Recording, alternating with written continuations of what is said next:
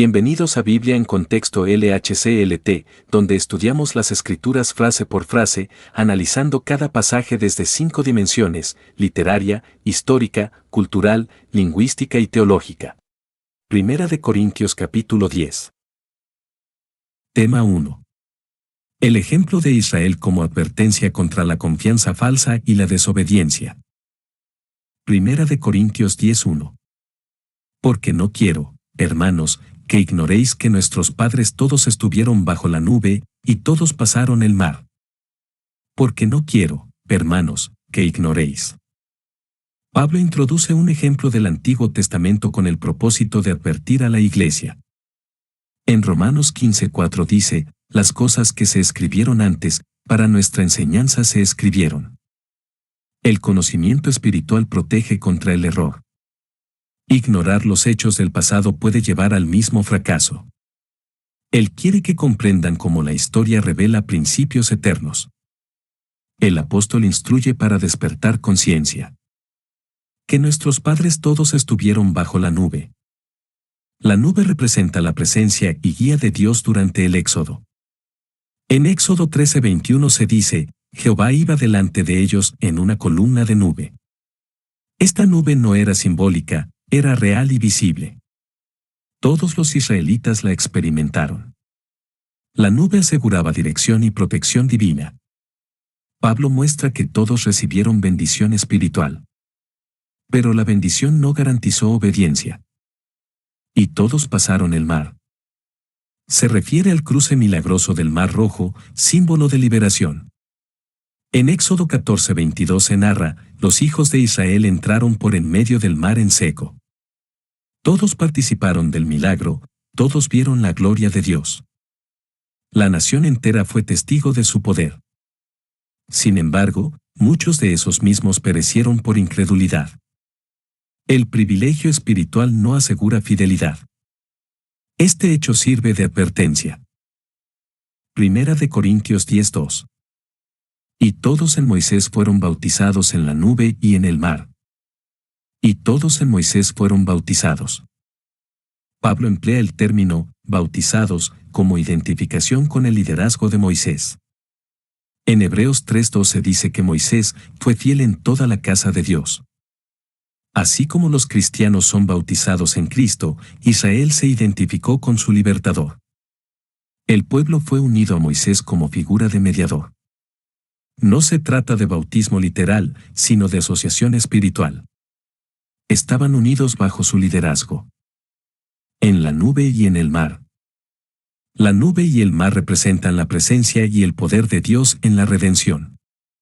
En Salmo 106:9 se recuerda: reprendió al mar rojo, y se secó.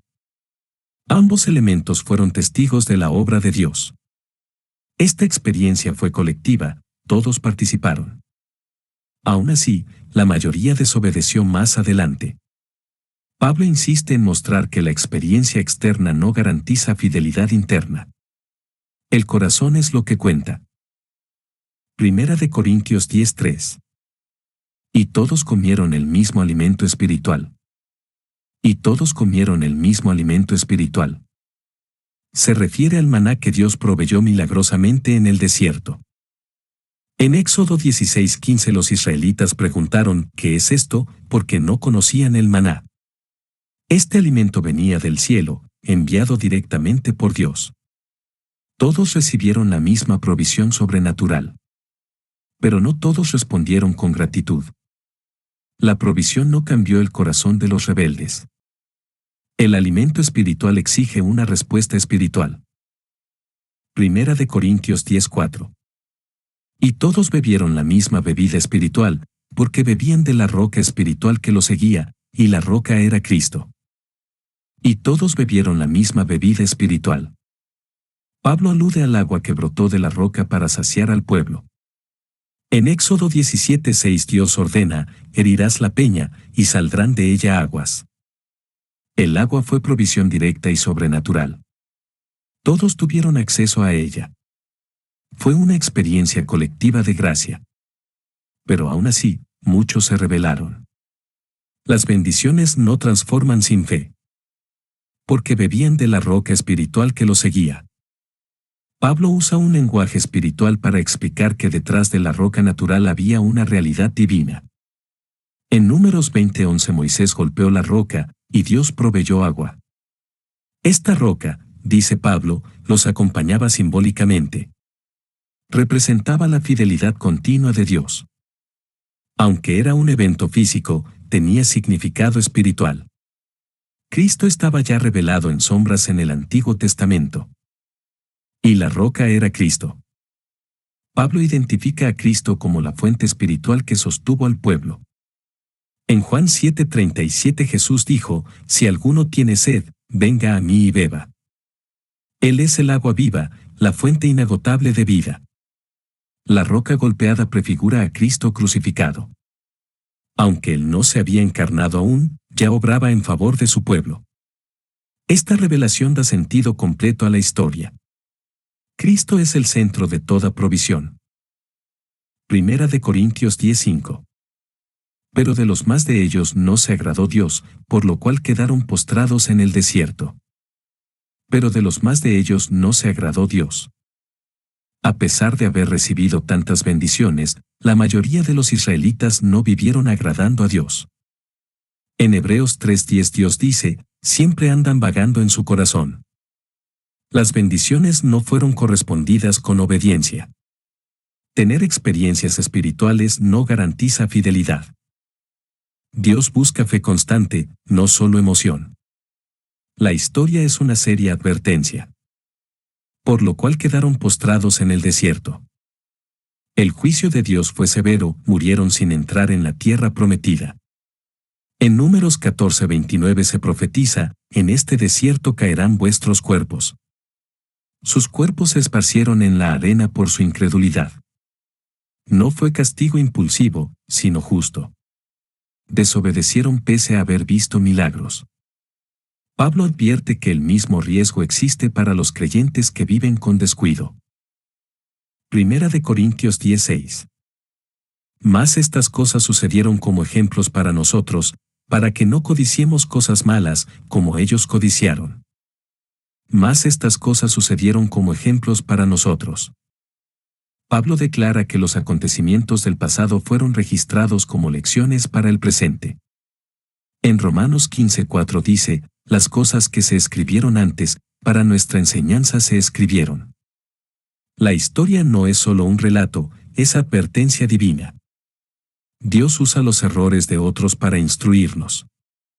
El ejemplo ajeno debe despertar sabiduría. La Escritura es nuestro espejo espiritual. Para que no codiciemos cosas malas. La codicia fue una de las raíces de la caída de Israel, desear lo que Dios no aprueba. En Números 11:4 dice que, el populacho tuvo un deseo desenfrenado. No se conformaron con el maná, anhelaron carne. Codiciar es rechazar la provisión de Dios. El corazón codicioso siempre termina en rebeldía. El cristiano debe vigilar sus deseos. Lo que parece pequeño puede desviar su alma. Como ellos codiciaron. Pablo conecta el ejemplo directamente con la audiencia, lo que ellos hicieron, ustedes pueden repetir. En Salmo 106:14 se recuerda, tuvieron un deseo desordenado en el desierto. La codicia es contagiosa y destructiva. Los deseos no santificados arrastran al pecado. Lo que se tolera en el corazón pronto se manifiesta en acciones. La historia sirve de espejo y advertencia. Primera de Corintios 10:7. Ni seáis idólatras, como algunos de ellos, según está escrito, se sentó el pueblo a comer y a beber, y se levantó a jugar. Ni seáis idólatras, como algunos de ellos. Pablo exhorta a evitar la idolatría, que fue un pecado común en Israel. En Éxodo 32:6 se relata la adoración al becerro de oro. A pesar de haber visto la gloria de Dios, recurrieron a imágenes humanas. La idolatría no siempre es externa, puede ser amor al placer, al poder o al yo. El corazón humano es propenso a fabricar ídolos. Pablo llama a estar alerta. Según está escrito, se sentó el pueblo a comer y a beber. Esta cita de Éxodo 32:6 muestra cómo la idolatría se acompañó de exceso y complacencia. Comer y beber aquí no es simple alimentación, es símbolo de entrega al placer sin control. La idolatría seduce con lo atractivo, pero destruye con rapidez. El cuerpo se sacia mientras el alma se vacía. La autosatisfacción desenfrenada es puerta a la ruina. La comodidad puede ser trampa espiritual. Y se levantó a jugar. La expresión jugar implica desenfreno, inmoralidad y paganismo ritual. En Números 25:1 Israel empezó a fornicar con las hijas de Moab. La diversión sin santidad degeneró en pecado abierto. La adoración falsa siempre lleva al pecado moral. Lo lúdico se volvió lujurioso. Pablo muestra cómo lo trivial puede volverse trágico. El pecado se disfraza de fiesta. Primera de Corintios 10:8. Ni forniquemos, como algunos de ellos fornicaron, y cayeron en un día 23,000. Ni forniquemos, como algunos de ellos fornicaron. Pablo advierte contra la inmoralidad sexual, pecado que también derribó a muchos israelitas. En Números 25:9 se menciona que murieron de aquella plaga 24,000. La fornicación es señal de corazón rebelde y voluntad desobediente. El cuerpo se convierte en instrumento de idolatría. El creyente debe guardar su pureza como honra a Dios. La inmoralidad corrompe al individuo y contamina al pueblo. Y cayeron en un día 23,000. Aunque Números habla de 24,000, Pablo se enfoca en una fracción específica del juicio. La cifra resalta la gravedad del pecado. No fue una advertencia leve, fue una sentencia masiva. El juicio divino fue inmediato. El Dios que bendice también disciplina. La impureza no queda impune ante sus ojos. Pablo quiere despertar temor santo en los lectores. Primera de Corintios 10:9. Ni tentemos al Señor, como también algunos de ellos le tentaron, y perecieron por las serpientes. Ni tentemos al Señor, como también algunos de ellos le tentaron. Tentar al Señor implica desafiar su paciencia, cuestionar su fidelidad o exigir pruebas. En Números 21:5 el pueblo se quejó porque nos hiciste subir de Egipto. Dudaron de Dios aún después de ver sus milagros. La tentación viene de un corazón incrédulo. No confiar en su provisión es tentar su carácter. Pablo llama a no repetir esa actitud ingrata. Y perecieron por las serpientes. La consecuencia de tentar a Dios fue mortal, Él envió serpientes ardientes como juicio. En Números 21:6 dice, envió Jehová serpientes ardientes y murieron muchos del pueblo. El castigo fue directo, repentino y severo. Dios no tolera una fe fingida. La tentación trae consecuencias inevitables. La única solución fue mirar a la serpiente de bronce, figura de Cristo. La misericordia viene tras el quebranto. Primera de Corintios 10:10. Ni murmuréis, como algunos de ellos murmuraron, y perecieron por el destructor. Ni murmuréis, como algunos de ellos murmuraron. Pablo expone la murmuración como otro pecado serio, aunque parezca menor. En Números 16:41-49 el pueblo murmuró contra Moisés y Aarón. Murmurar es rebelarse en voz baja, despreciar la autoridad de Dios. Es un veneno que corrompe comunidades enteras. Pablo equipara este pecado a la fornicación o la idolatría. No debe ser tolerado en la iglesia. Dios escucha cada palabra de queja. Y perecieron por el destructor. La murmuración atrajo juicio en forma de plaga enviada por Dios. En Números 16:49 se dice, murieron 14,700 por la plaga. El destructor representa el juicio divino que no puede ser resistido. El mismo Dios que protege también ejecuta justicia. Pablo presenta un cuadro claro, lo que toleramos como común, Dios lo trata con severidad. Murmurar es atentar contra su voluntad. Primera de Corintios 10:11. Y estas cosas les acontecieron como ejemplo, y están escritas para amonestarnos a nosotros, a quienes han alcanzado los fines de los siglos. Y estas cosas les acontecieron como ejemplo. Pablo repite que las tragedias del pasado no fueron casuales, sino didácticas. En 2 de Pedro 2:6 dice, poniéndolos por ejemplo a los que habían de vivir impíamente. Dios permite registros históricos para advertirnos. La historia se convierte en maestro de justicia. Cada juicio es una advertencia viva. La Iglesia debe mirar al pasado con discernimiento espiritual. Y están escritas para amonestarnos a nosotros. La Escritura no solo informa, corrige y consuela, sino también exhorta. En 2 de Timoteo 3:16 se declara que es útil para enseñar, para redarguir, para corregir. No debemos leerla como historia ajena, sino como exhortación personal. Dios nos habla a través de los errores de otros. Las advertencias son muestras de su amor. Ignorarlas es necedad peligrosa. A quienes han alcanzado los fines de los siglos. La expresión apunta a que los cristianos viven en la culminación del plan redentor. En Hebreos 9:26 se afirma que Cristo apareció en la consumación de los siglos. Vivimos en la era final antes del regreso del Señor. Por tanto, las advertencias son más urgentes. La revelación está completa, y la responsabilidad es mayor. Dios nos ha dado toda la luz necesaria. Debemos caminar con temor y reverencia. 1 Corintios 10:12. Así que, el que piensa estar firme, mire que no caiga. Así que, el que piensa estar firme. Pablo advierte contra la falsa seguridad espiritual. En Proverbios 16:18 se afirma, antes del quebrantamiento es la soberbia. Creer que se está firme puede ser señal de orgullo.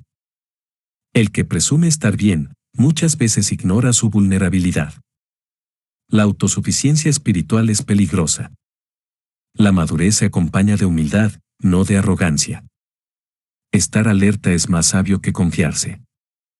Mire que no caiga. La caída espiritual suele comenzar con descuido y exceso de confianza. En Gálatas 6:1 se aconseja, mírate a ti mismo, no sea que tú también seas tentado. Nadie está exento de tropezar. La vigilancia debe ser constante. El creyente debe examinarse cada día. La caída no siempre es súbita, muchas veces es progresiva. Pablo nos llama a la humildad preventiva. 1 Corintios 10:13. No os ha sobrevenido ninguna tentación que no sea humana, pero fiel es Dios, que no os dejará ser tentados más de lo que podéis resistir, sino que dará también juntamente con la tentación la salida, para que podáis soportar. No os ha sobrevenido ninguna tentación que no sea humana. Pablo consuela afirmando que las pruebas no son únicas ni inusuales. En Hebreos 4:15 se dice que Jesús fue tentado en todo según nuestra semejanza, pero sin pecado. La tentación es común a todos. Nadie es tentado más allá de la condición humana. No hay excusa basada en excepcionalidad. Otros también han enfrentado y vencido. La lucha es parte de la vida cristiana. Pero fiel es Dios, que no os dejará ser tentados más de lo que podéis resistir. La fidelidad de Dios garantiza límites en la tentación. En Lamentaciones 3:23 se dice, grande es tu fidelidad. Él no permitirá que la carga supere nuestra capacidad en Cristo. No promete ausencia de pruebas, pero sí su presencia en ellas. Cada prueba tiene un límite soberano. Su gracia es siempre igual a la prueba. Él cuida al tentado más de lo que éste comprende. Sino que dará también juntamente con la tentación la salida, para que podáis soportar. Dios siempre provee una vía de escape, gracia, sabiduría, ayuda espiritual. En 2 de Pedro 2:9 se afirma, el Señor sabe librar de tentación a los piadosos. La salida no siempre es huida, a veces es fortaleza para resistir. Dios equipa para vencer. Ninguna tentación es irresistible si dependemos de Él. La victoria es posible para el que confía. El escape está en su fidelidad, no en nuestra fuerza. Tema 2. Exhortación a huir de la idolatría y entender la comunión espiritual de la Cena del Señor. Primera de Corintios 10:14. Por tanto, amados míos, huid de la idolatría. Por tanto, amados míos. Pablo adopta un tono tierno, pastoral, apelando al afecto espiritual que tiene por los creyentes. En 1 de Corintios 4:14 les dice, no escribo esto para avergonzaros, sino para amonestaros como a hijos míos amados. Su exhortación nace del amor, no del juicio. Les llama a responder con madurez. La verdad debe decirse con compasión. La corrección sin amor es dura, con amor, es restauradora. Huid de la idolatría. La orden es clara y urgente, no razonar con el pecado, sino huir de él. En 1 Juan 5:21 dice, hijitos, guardaos de los ídolos. No se puede coquetear con la idolatría sin contaminarse. Huir es la única estrategia segura. La idolatría es más que estatuas, incluye cualquier cosa que compita con Dios. El corazón debe estar reservado solo para Él. Huir muestra reverencia y discernimiento. Primera de Corintios 10:15. Como a sensatos os hablo, juzgad vosotros lo que digo. Como a sensatos os hablo. Pablo apela a la madurez espiritual de sus lectores. En Hebreos 5:14 se dice que el alimento sólido es para los que han alcanzado madurez. Él no impone, sino razona con creyentes que deberían tener criterio. La fe cristiana no anula el entendimiento, lo santifica. Hablar como a sensatos es confiar en su capacidad de discernimiento. Pablo respeta su inteligencia espiritual. Juzgad vosotros lo que digo. El apóstol invita a examinar y reflexionar, no a aceptar ciegamente. En Hechos 17:11 los de Berea fueron elogiados porque escudriñaban cada día las Escrituras. La verdad debe ser evaluada con base en la palabra. Pablo no teme ser examinado. La doctrina debe ser comprendida, no solo repetida. La iglesia madura piensa, discierne y confirma todo a la luz de Cristo. Primera de Corintios 10:16. ¿La copa de bendición que bendecimos no es la comunión de la sangre de Cristo? ¿El pan que partimos no es la comunión del cuerpo de Cristo? La copa de bendición que bendecimos. Se refiere a la copa del vino en la cena del Señor, símbolo del nuevo pacto. En Lucas 22:20 Jesús dijo, esta copa es el nuevo pacto en mi sangre. Llamada copa de bendición, porque representa la salvación. No es solo un rito, sino proclamación espiritual. Al bendecirla, se reconoce su significado redentor. La Iglesia participa de una realidad eterna al tomarla. ¿No es la comunión de la sangre de Cristo? Al beber, los creyentes participan espiritualmente del sacrificio de Cristo. En Juan 6:56 dice, el que bebe mi sangre permanece en mí, y yo en él. No se trata de transubstanciación, sino de unión espiritual. Es un acto de comunión, no de magia.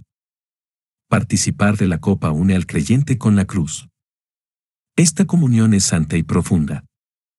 No debe tomarse con ligereza. El pan que partimos no es la comunión del cuerpo de Cristo. Así como la copa representa la sangre, el pan representa el cuerpo entregado. En Mateo 26:26 Jesús dijo, tomad, comed, esto es mi cuerpo. Al comerlo, nos identificamos con su sacrificio. Es una proclamación de muerte y resurrección. El pan no es solo símbolo, es medio de comunión. Une a los creyentes entre sí y con Cristo. Por eso, debe ser tratado con reverencia. Primera de Corintios 10:17.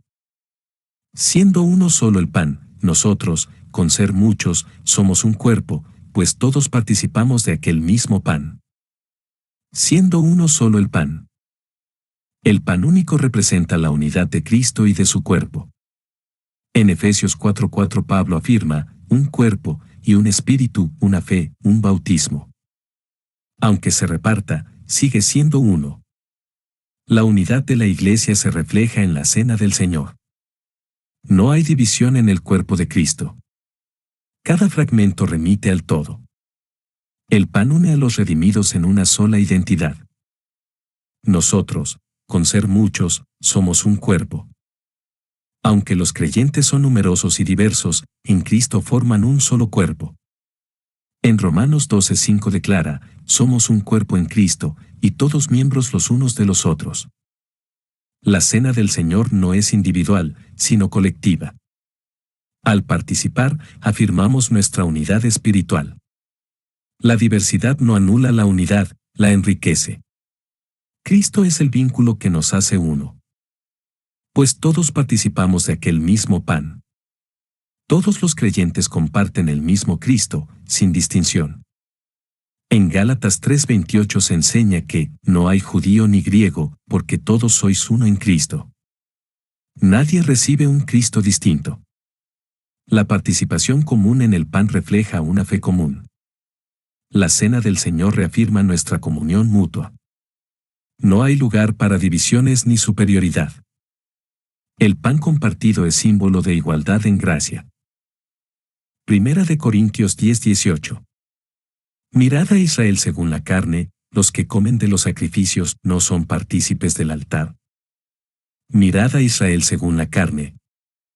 Pablo se refiere al Israel nacional, los descendientes físicos de Abraham que practicaban el culto del Antiguo Testamento. En Romanos 9:4-5 detalla sus privilegios, la adopción, la gloria, el pacto y de los cuales es Cristo según la carne. Aunque no todos eran fieles, Dios los usó como ejemplo. Observar su práctica ceremonial arroja luz sobre la realidad espiritual que Pablo explica. Los que comen de los sacrificios. Los sacerdotes y algunos adoradores comían de las ofrendas presentadas en el templo. En Levítico 7:6 se ordena, todo varón de los sacerdotes la comerá. Al hacerlo, participaban de lo que había sido consagrado a Dios. La comida no era solo nutrición, sino un acto de comunión con el altar. La acción tenía un significado espiritual. La participación implicaba identificación. ¿No son partícipes del altar? Comer de lo sacrificado significaba entrar en comunión con lo representado en el altar. En Deuteronomio 12:27 dice, comerás la carne delante de Jehová tu Dios. Pablo enseña que todo sacrificio tiene implicaciones espirituales. Participar del altar es asociarse con lo que representa. Así como en el templo, en la cena del Señor o en ritos paganos, hay una dimensión espiritual real. Primera de Corintios 10:19. ¿Qué digo, pues? ¿Que el ídolo es algo, o que sea algo lo que se sacrifica a los ídolos? ¿Qué digo, pues? Pablo plantea una pregunta retórica para aclarar posibles malentendidos. En Romanos 3:5 también usa esta fórmula para introducir una aclaración. Él no quiere que los creyentes piensen que está contradiciendo su enseñanza anterior. Ya había afirmado que los ídolos son nada, v4. Ahora explica una dimensión más profunda. Es una transición hacia discernimiento espiritual. Quiere evitar confusión. ¿Que el ídolo es algo? Pablo no está cambiando su postura doctrinal. En 1 de Corintios 8:4 dijo, sabemos que un ídolo nada es en el mundo. No tiene poder por sí mismo, ni vida, ni divinidad. El ídolo es impotente como objeto, pero no inocuo como símbolo. La idolatría no es peligrosa por la estatua, sino por lo que representa. La imagen es vacía, pero el acto que la acompaña puede ser demoníaco. O que sea algo lo que se sacrifica a los ídolos. Pablo aclara que el problema no es la carne en sí misma, sino el contexto espiritual. En Romanos 14:14 dice, yo sé que nada es inmundo en sí mismo. El sacrificio pagano no transforma la carne, pero sí carga el acto con significado. El creyente debe discernir más allá de lo físico. No todo lo permitido es conveniente. El contexto espiritual marca la diferencia. Primera de Corintios 10:20. Antes digo que lo que los gentiles sacrifican, a los demonios lo sacrifican, y no a Dios, y no quiero que vosotros os hagáis partícipes con los demonios. Antes digo que lo que los gentiles sacrifican, a los demonios los sacrifican. Pablo revela que detrás de los ídolos hay influencias demoníacas reales. En Deuteronomio 32 horas y 17 minutos se advierte, sacrificaron a los demonios, y no a Dios. Los ídolos no tienen poder propio, pero los demonios los usan como canal de engaño. El paganismo no es neutral, es una puerta al reino de las tinieblas. Participar en esos ritos es aliarse con poderes espirituales enemigos. La idolatría es una trampa infernal. Y no a Dios. Pablo subraya que tales sacrificios no son expresión de adoración verdadera. En Isaías 42:8 Dios declara, Yo Jehová, este es mi nombre, y a otro no daré mi gloria. No importa la intención, si el objeto de adoración no es Dios, el acto es idolátrico. Los gentiles creen ofrecer culto, pero lo dirigen al enemigo. Lo que no glorifica a Dios, glorifica a los demonios. El culto falso es ofensa directa al Creador. Y no quiero que vosotros os hagáis partícipes con los demonios. Pablo advierte que no se puede participar de lo demoníaco sin consecuencias espirituales. En Efesios 5:11 se ordena, no participéis en las obras infructuosas de las tinieblas. No hay neutralidad en lo espiritual.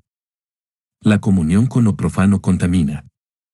La participación da legalidad al enemigo. El creyente debe mantenerse separado del mal. Compartir mesa con demonios es traicionar a Cristo. Primera de Corintios 10:21. No podéis beber la copa del Señor y la copa de los demonios, no podéis participar de la mesa del Señor y de la mesa de los demonios. No podéis beber la copa del Señor y la copa de los demonios. El lenguaje es absoluto, no se puede mezclar lo santo con lo profano. En Mateo 6:24 Jesús dijo, nadie puede servir a dos señores. Participar de la cena del Señor es afirmar comunión con Cristo. Participar de cultos paganos es afirmar comunión con Satanás. No hay espacio para sincretismo. El creyente debe escoger con claridad. No se puede honrar a Dios y a los demonios. No podéis participar de la mesa del Señor y de la mesa de los demonios. Pablo reitera el mismo principio, no hay compatibilidad entre ambos reinos. En 2 Corintios 6:15 pregunta, ¿qué concordia Cristo con Biliel? Las mesas representan comunión espiritual. Participar de ambas es una traición al pacto con Cristo. La santidad exige exclusividad. No hay comunión entre luz y tinieblas. Compartir dos mesas es adulterio espiritual. Primera de Corintios 10:22. ¿O provocaremos a celos al Señor? ¿Somos más fuertes que Él? ¿O provocaremos a celos al Señor? Pablo advierte que la infidelidad espiritual provoca el celo santo de Dios. En Deuteronomio 32 horas y 21 minutos dice, ellos me movieron a celos con lo que no es Dios. Dios no comparte su adoración con nadie. Su celo no es inseguridad, es amor puro que exige exclusividad. La idolatría es adulterio espiritual. Provocar a Dios es ignorar su santidad. La gracia no anula su justicia. ¿Somos más fuertes que Él? La pregunta resalta la insensatez de desafiar a Dios. En Hebreos 10:31 se dice, horrenda cosa es caer en manos del Dios vivo. Nadie puede resistir su juicio. Creer que podemos pecar sin consecuencias es arrogancia. Dios es paciente, pero no permisivo. Quien lo provoca cosecha disciplina. Temer a Dios es sabiduría, desafiarlo es locura. Tema 3. La libertad cristiana debe ejercerse buscando la edificación y la conciencia del prójimo. Primera de Corintios 10:23. Todo me es lícito, pero no todo conviene, todo me es lícito, pero no todo edifica. Todo me es lícito, pero no todo conviene. Pablo afirma que aunque muchas cosas no están prohibidas, no todas son beneficiosas. En Gálatas 5:13 advierte, no uséis la libertad como ocasión para la carne. La madurez cristiana no se basa solo en lo permitido, sino en lo provechoso. La gracia nos da libertad, pero el amor nos da dirección. Lo que conviene es aquello que glorifica a Dios y fortalece el alma. La libertad sin propósito es carnal. Todo me es lícito, pero no todo edifica. La edificación es el criterio que guía el uso de la libertad cristiana. En Romanos 14:19 se anima, sigamos lo que contribuye a la paz y a la mutua edificación. Si algo no fortalece al prójimo, debe reconsiderarse. No todo lo lícito es útil para el cuerpo de Cristo. La vida cristiana no se trata de derechos, sino de responsabilidad. El amor busca edificar, no simplemente disfrutar. Primera de Corintios 10:24. Ninguno busque su propio bien, sino el del otro. Ninguno busque su propio bien. El egoísmo es antagónico al Evangelio. En Filipenses 2:4 se enseña, no mirando cada uno por lo suyo propio. La vida cristiana es una renuncia al egocentrismo. Buscar solo lo propio contradice el espíritu de Cristo. El yo primero no tiene lugar en el reino. La fe nos lleva a morir al yo. Lo que es cómodo para mí no siempre es lo correcto, sino el del otro. La verdadera espiritualidad se manifiesta en el interés genuino por el prójimo. En un Juan 3:17 se pregunta, ¿cómo mora el amor de Dios en él?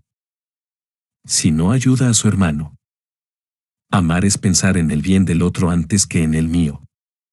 La libertad cristiana se mide por su capacidad de servir. El creyente busca el bien común. El egoísmo espiritual es una contradicción. Primera de Corintios 10:25.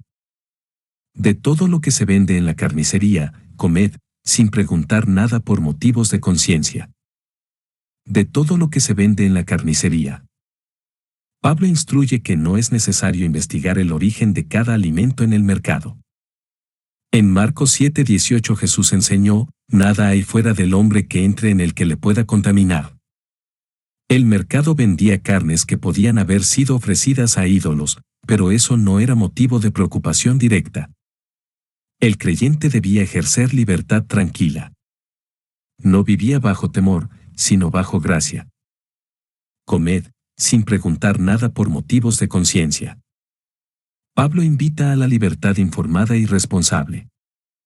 En Romanos 14:14 declara, yo sé que nada es inmundo en sí mismo. Si el creyente no sabe su procedencia, no está involucrado espiritualmente. No todo debe ser escrupulosamente analizado. Vivir con excesiva sospecha paraliza la libertad cristiana. Dios nos llama a una conciencia limpia y confiada. El acto en sí no es idolátrico si no hay participación voluntaria. Primera de Corintios 10:26.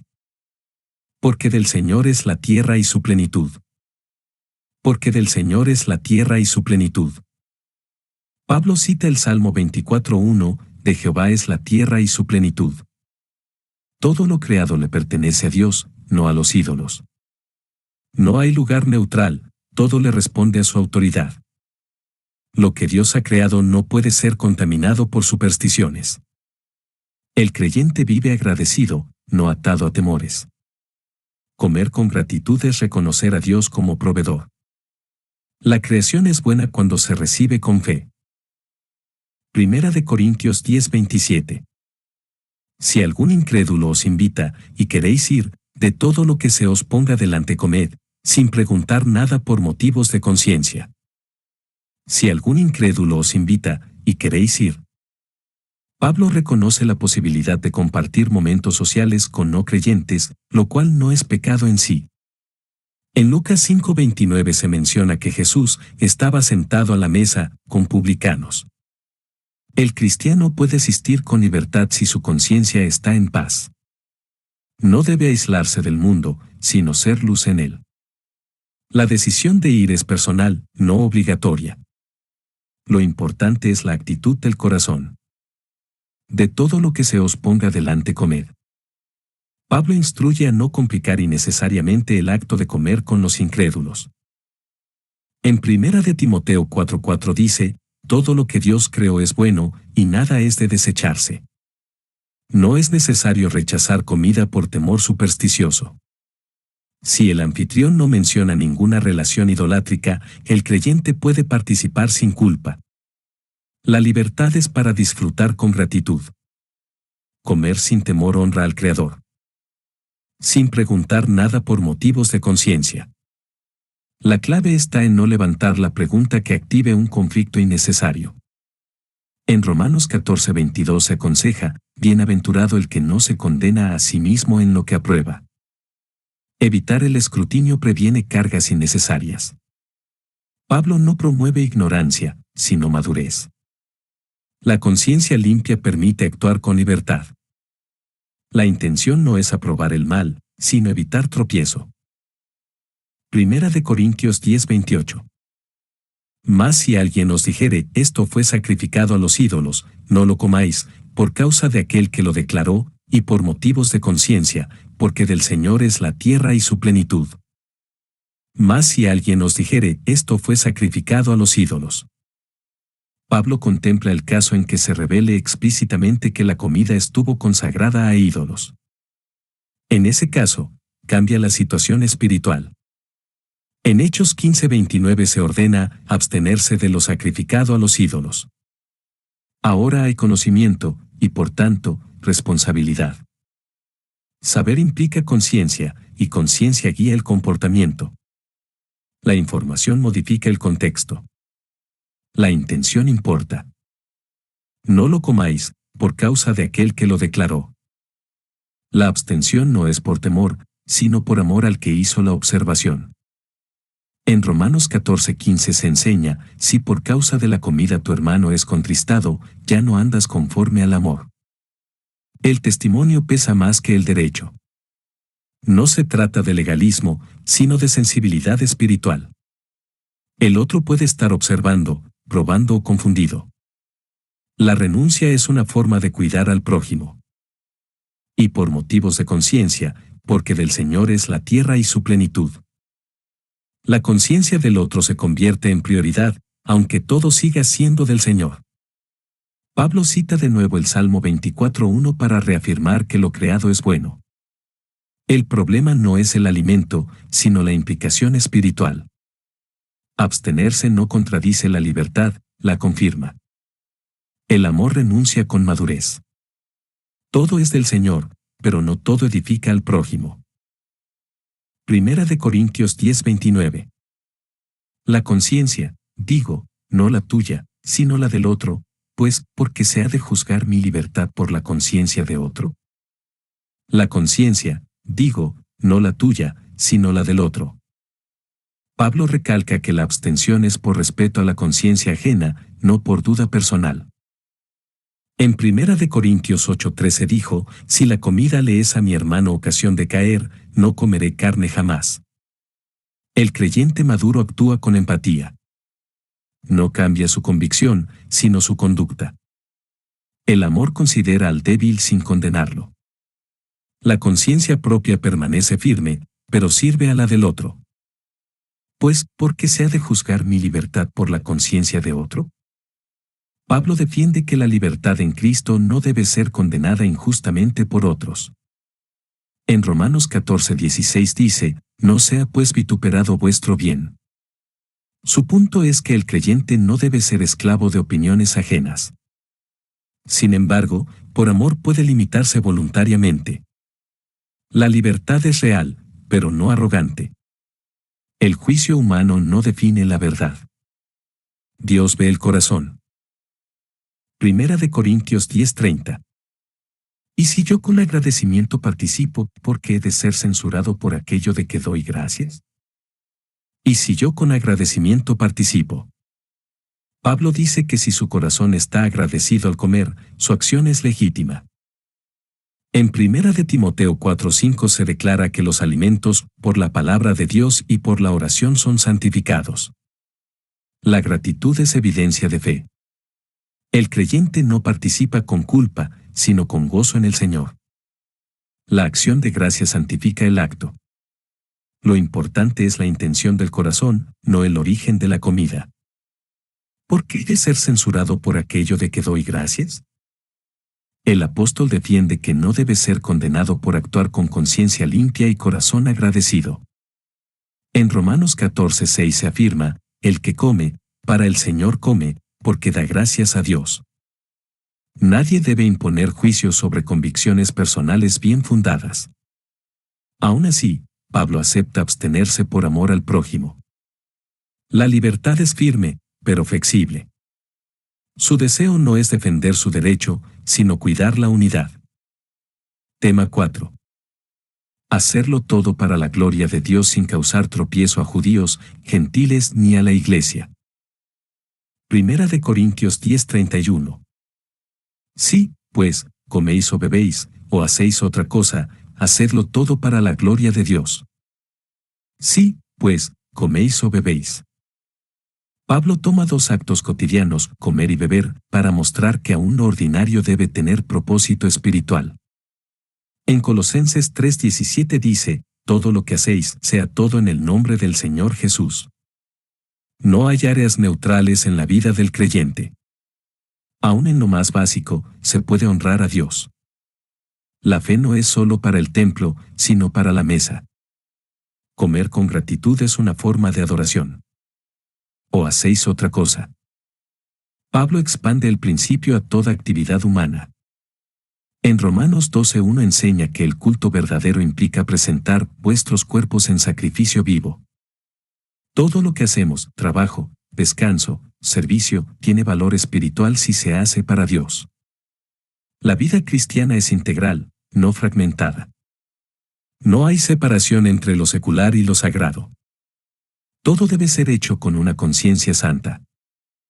Hacedlo todo para la gloria de Dios. Este es el criterio supremo para cada decisión del creyente. En Mateo 5:16 Jesús mandó, así alumbre vuestra luz, para que glorifiquen a vuestro Padre. Glorificar a Dios es reflejar su carácter, su amor y su verdad. No se trata solo de evitar el mal, sino de promover el bien. Cada acción debe apuntar a su honra. Vivir para su gloria es la esencia de la vida cristiana. Primera de Corintios 10:32. No seáis tropiezo ni a judíos, ni a gentiles, ni a la iglesia de Dios. No seáis tropiezo ni a judíos. Pablo exhorta a no dar ocasión de caída a quienes tienen trasfondo judío, sensibles a la ley y a las prácticas externas.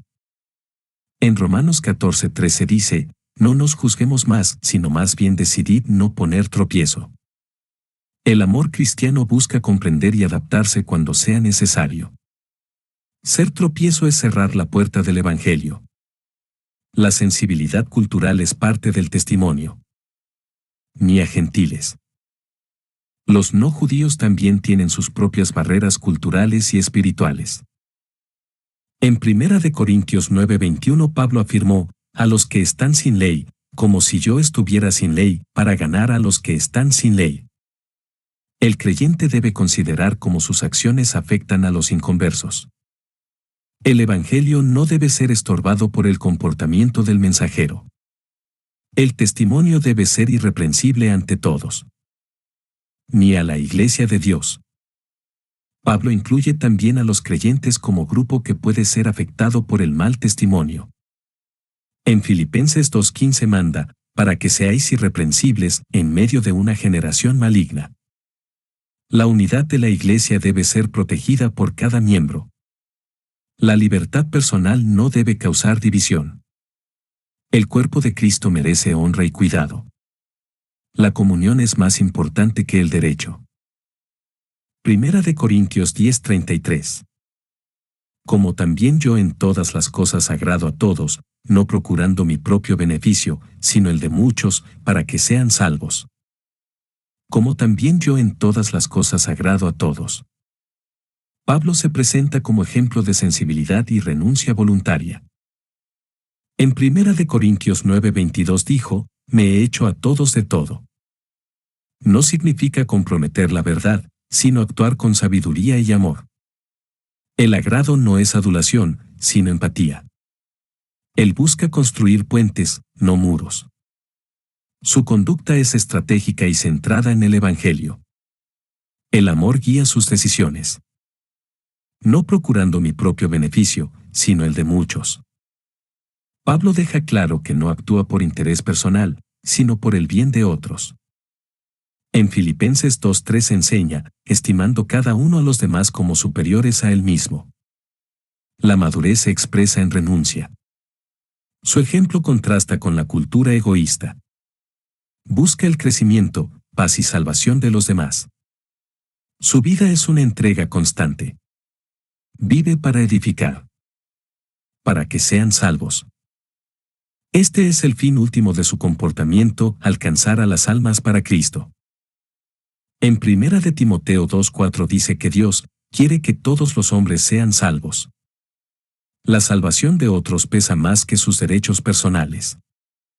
Cada renuncia es un acto misionero. El Evangelio define su ética. Todo lo hace con el fin de conducir a otros a la cruz. Su vida está consumida por esta causa.